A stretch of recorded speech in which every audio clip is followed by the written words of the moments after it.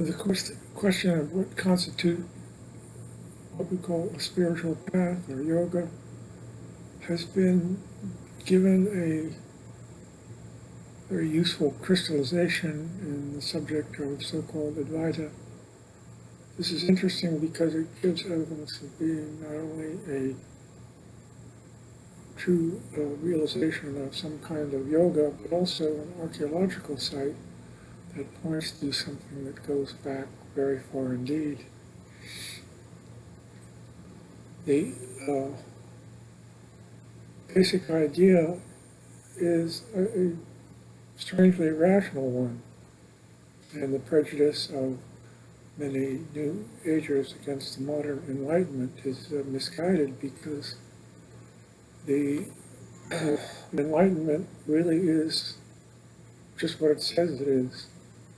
And it has, of course, several realizations, but one of them is simply the principle of reason as an aspect of the mind. And the subject of Advaita is very similar in the sense that we apply reason to go beyond reason. It is ironic that the classic philosopher Kant both promoted the rational enlightenment and subjected it to a critique. And that critique, in a very complex argument that we can easily get confused over, in many ways recreates the essence of Advaita. And this was carried further by Schopenhauer, who really invented his own personal form of Buddhism. The point here is that the process of discrimination or reason can proceed toward the rational examination of its own context.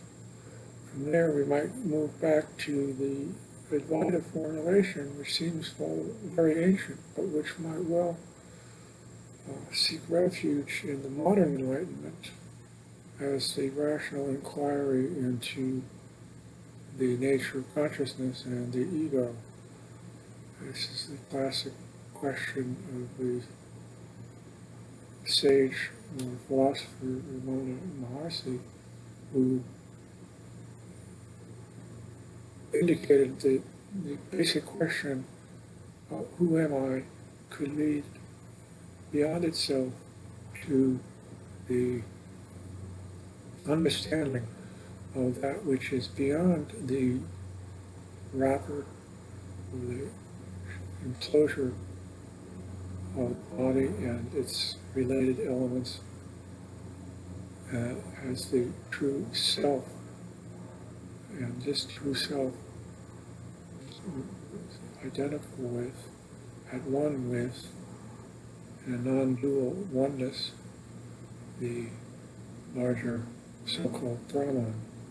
This is a very ingenious and simple approach. It has an almost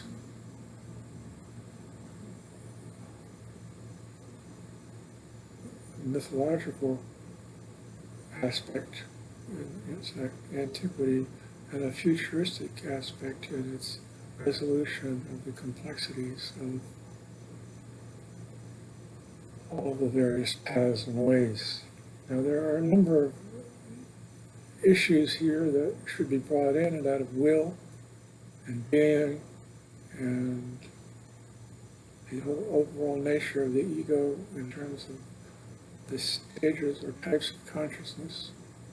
We might offer a critique of the classic Advaita, at least in the forms that this speaker is aware of, as distinction, as really taking advantage of what they themselves are saying, which was to distinguish waking consciousness and some other higher state of consciousness. On the one hand, it is true that consciousness is only consciousness. And on the other hand, it would seem that man in his becoming crystallizes a form of mechanical consciousness. And this is really the same as the greater consciousness, and yet it seems to think this could resolve the hopeless paradox and confusion over such things as consciousness versus self-consciousness, meditative consciousness versus waking consciousness.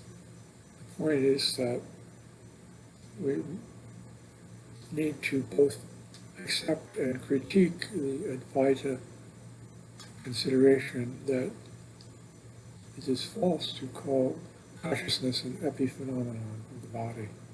This is a great insight, especially for external social understandings which consider that somehow a body emerges from birth, grows, and becomes conscious, and that consciousness is therefore a function of that body. But Advaita says rather that the consciousness is simply the larger consciousness, and like the space between two thoughts, the am and I am is that blue sky behind the clouds. In the end, it would seem likely that both are true, that as the self emerges in historical phenomenal form, its capital S turns into a small s, and its consciousness turns into precisely that waking consciousness with which the whole subject starts. Whatever the case, we come to see that as we inquire into this I am, we begin to see that the waking consciousness is to be, as it were, energized or broken up, or simply re-understood as greater consciousness that is behind the self. So we have a slight modification and a slight improvement, possibly, on the original, which is lacking one key element, which is the idea of the will in a free agent. Now, it would be hard to claim that anything other than the self could be that will or free agent. But just as with waking consciousness, we should distinguish between the ego at the phenomenal level and the will at a somewhat different level. That is to say, the level of the self or Brahman. But that's not what these ancient yogis said. In many ways, they have renounced the will and therefore don't speak of it. It's very hard to arrive at any correct understanding of free will and so forth in terms of the Advaita psychology, or in fact in terms of science. But there is no real contradiction here, in the sense that just as these traditions distinguish involution and evolution, so they also might distinguish that man's coming into being and man's coming into enlightenment. We can get all this jargon all mixed up and make a mess of it, but basically the point is clear, that man expands into a contraction as he becomes born. That is a funny contradiction.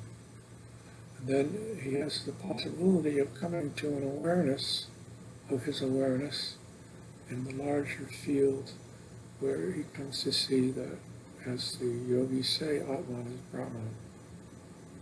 The question of the will remains unsolved, and in fact, if we consider the Sufi traditions that lurks there in some very mysterious forms and also some insidious forms, we should just leave it at that for the moment. But in the end, there is no final contradiction between consciousness as epiphenomenon and consciousness as cosmic phenomenon, or will as an egoic process, or will as some aspect of that greater self.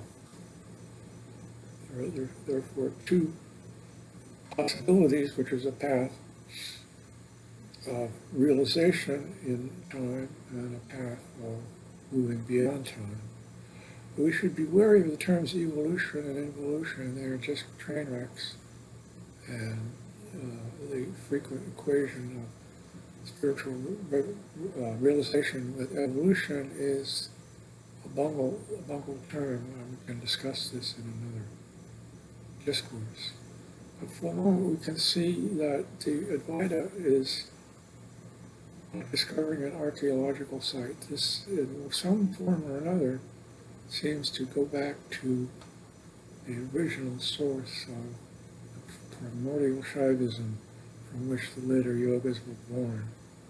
What form it had in those ancient yogis is not clear, although if we look at the Shaiva traditions, and that's not the same as the later entities such as Kashmir Shaivism, but a very generalized kind of primordial, archaic Shaivism. You can see that the issues of Advaita lurk in very ancient forms of some kind or another. And we have the figure of Shiva with his trident, which is something that probably goes back to the Neolithic. But Advaita shows something that is both primitive and advanced, something that could be adapted to complete savage in the Stone Age, and to an astronaut in the future. That's quite elegant.